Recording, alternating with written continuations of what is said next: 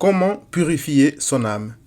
Champions, entre guillemets, de la loi, les pharisiens étaient scandalisés parce que les disciples de Christ mangeaient sans se laver les mains. La purification étant une priorité pour les Juifs, selon Marc 7, versets 3 à 4, ils avaient posé la question à Christ sous forme de reproche. Marc 7, verset 5. À la foule qui s'était assemblée, Christ a dit « Écoutez-moi tous et comprenez. Il n'est hors de l'homme rien qui, entrant en lui, puisse le souiller. Mais ce qui sort de l'homme, c'est ce qui le souille. Si quelqu'un a des oreilles pour entendre, qu'il entende. » Marc 7, versets 14 à 16.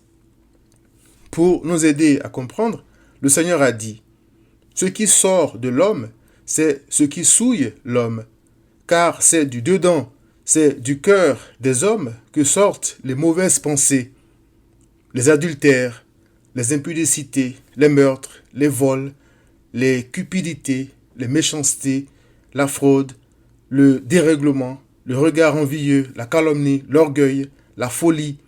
Toutes ces choses mauvaises sortent du dedans et souillent l'homme. » Marc 7, versets 20 à 23.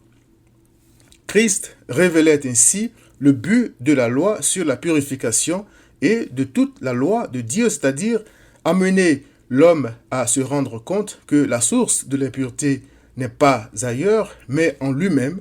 Ensuite, l'amener à reconnaître sa culpabilité devant Dieu, selon Romains 3, verset 20, et à trouver refuge en Christ face à la colère de Dieu contre le péché.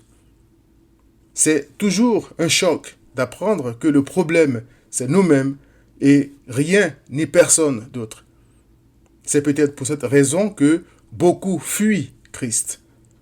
Or, selon les Écritures, ce n'est pas en se lavant les mains ou le corps, ni en obéissant à des traditions ou à des lois, ni en offrant des sacrifices, ni en jeûnant ou en s'abstenant de quoi que ce soit qu'on devient pur.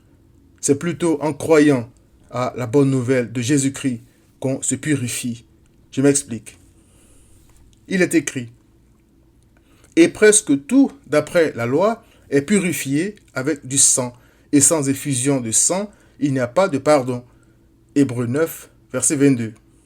Or, il est aussi écrit « Après avoir dit d'abord tu, c'est-à-dire Dieu le Père, n'a voulu et tu n'as agréé ni sacrifice, ni offrande, ni holocauste, ni sacrifice pour le péché, ce qu'on offre selon la loi, il, c'est-à-dire Christ, dit ensuite, « Voici, je viens pour faire ta volonté. » Il, c'est-à-dire Christ, abolit ainsi la première chose pour rétablir la seconde. C'est en vertu de cette volonté que nous, c'est-à-dire les croyants, sommes sanctifiés par l'offrande du corps de Jésus-Christ une fois pour toutes. Hébreux 10, versets 8 à 10.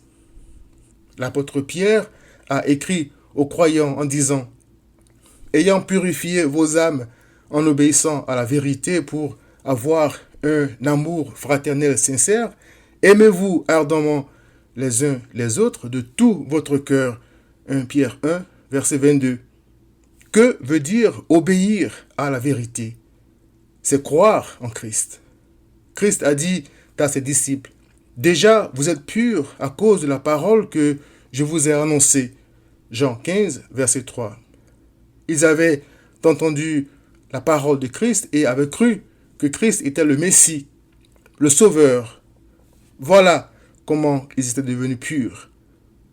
Cher ami, veux-tu purifier ton âme afin que le secours te vienne de l'Éternel qui a fait les cieux et la terre? Viens à Christ.